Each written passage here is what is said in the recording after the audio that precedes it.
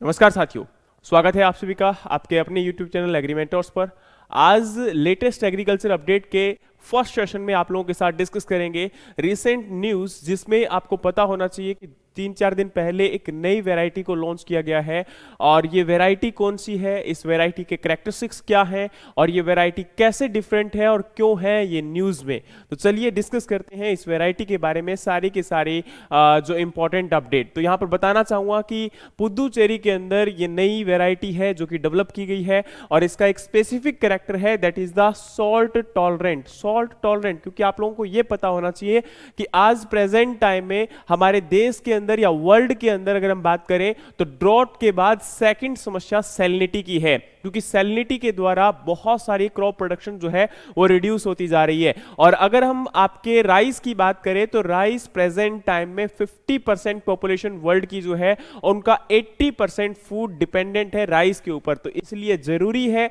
कि राइस का कल्टीवेशन उस प्रकार से इफेक्टिवली किया जाए और खासकर जहां पर भी आपकी सैलिनिटी की प्रॉब्लम है, क्योंकि सैलिनिटी की प्रॉब्लम खासकर कोस्टल रीजन्स के अंदर अगर हम बात करें या फिर हम बात करें तो जो आपका उन एरियाज के अंदर जहां पर सॉल्ट परसेंटेज बहुत ज्यादा है, सॉल्ट कंसंट्रेशन बहुत ज्यादा है, या इरिगेशन वाटर जो हम लोग यूज करते हैं उसमें अगर सॉल्ट कंटेंट ज्यादा है तो उसके द्वारा सॉइल आपकी सैलाइन हो जाती है और बहुत सारे सॉल्ट आपके डिपॉजिट हो जाते हैं, जैसे कि कैल्शियम, सोडियम, मैग्नीशियम। तो इसलिए अब इन सॉल्ट के साथ इन सॉल्ट की प्रेजेंस में कैसे आपकी क्रॉप को प्रोड्यूस किया जाए ये बहुत जरूरी है। तो उसी की तर्ज में इस वैरायटी को आपका डेवलप किया गया है। और अगर हम इस वैरायटी की बात करें तो इस वैरायटी का नाम है आपका KKLR3 और ये वैरायटी आपकी पुदुचेरी में क्या की गई है, इसको डेवलप किया गया है। अब अगर हम बात करें तो सबसे पहले मैं बताना चाहूंगा कि इस वैरायटी को कहां पर डेवलप किया गया है। तो this variety is developed in the Pandit Jawaharlal Nehru college of agriculture and research institute,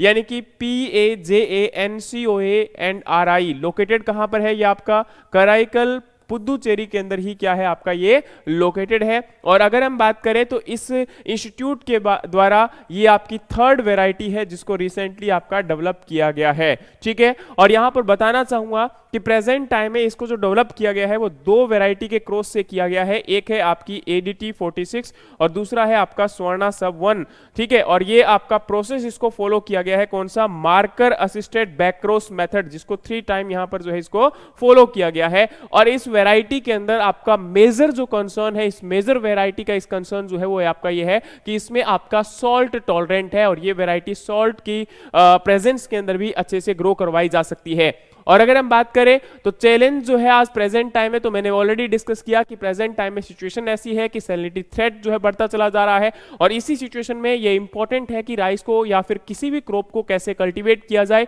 तो इसलिए यहां पर ऐसी वेराइटीज का आगे और भी डेवलप होना बहुत नेसेसिटी है। और अगर हम लोग रिसर्च, क्योंकि देखो साइंटिस्ट लगातार क्या करते हैं, इनके ऊपर रिसर्च करते हैं और किस प्रकार से उन एरिया में जहां पर ऐसी प्रॉब्लम्स हैं वहां पर कैसे इनको डेवलप किया जा सकता है, कैसे इसको ग्रो करवाया जा सकता है। तो अब यहां पर अगर हम बात करें तो इस वैरायटी के जो कैरेक्टरिस्टिक्स है और इसकी परफॉर्मेंस है, तो बताना चाहूंगा कि ये वैरायटी एक तो अर्ली मैच्योरिंग है और आपका कुरवई सीजन जो कि जून जुलाई में इसको ग्रो करवाया जाता है। और ये आपकी शॉर्ट ड्यूरेशन है क्योंकि अप्रोक्सीमेटली 110 से 115 दिन में मैच्योर हो जाती है। और अगर हम बात करें तो टॉलरेंट भी है आपकी फ्लैश फ्लड्स के अंदर, यानी कि सबमर्जेंस कंडीशन इसकी जो है 14 डेज का है ड्यूरिंग द टिलरिंग स्टेज, यानी कि टिलरिंग स्टेज के दौरान भी अगर आपका 14 दिन का या कह सकते हैं कि 10 से 12 दिन का अगर वाटरलॉग्ड कंडीशन क्रिएट हो जाती है तो उस कंडीशन में भी ये आराम से सरवाइव कर सकती है। और इसका जो एवरेज ग्रेन यील्ड है that is the 6421 kilogram per hectare, जो कि आपका यहां पर नॉर्मल कंडीशन में है, लेकिन सबमर्जेंस कंडीशन में इसका यील्ड अप्रोक्सीमेटली कितना है, 3435 किलोग्राम पर हेक्टेयर। और आपको बताना चाहूंगा कि ये जो यील्ड इसका परसेंटेज है ये जो आपकी CSR 10 एक वैरायटी है उसकी रिस्पेक्ट में अप्रोक्सीमेटली 30% ज्यादा यहां पर बताया जा रहा है। अब अगर हम बात करें तो ये वैरायटी आपकी जो है मॉडरेटली रेजिस्टेंट भी है कुछ पेस्ट को लेकर, जैसे कि आपका brown plant hopper, white back plant hopper and आपका ब्लास्ट एंड ब्राउन स्पॉट। तो इसलिए इस वैरायटी के कैरेक्टरिस्टिक्स में ये चीज इंपॉर्टेंट है कि हम लोग इसको सॉल्ट टॉलरेंट के साथ साथ सबमर्जेंस कंडीशन और आपके जो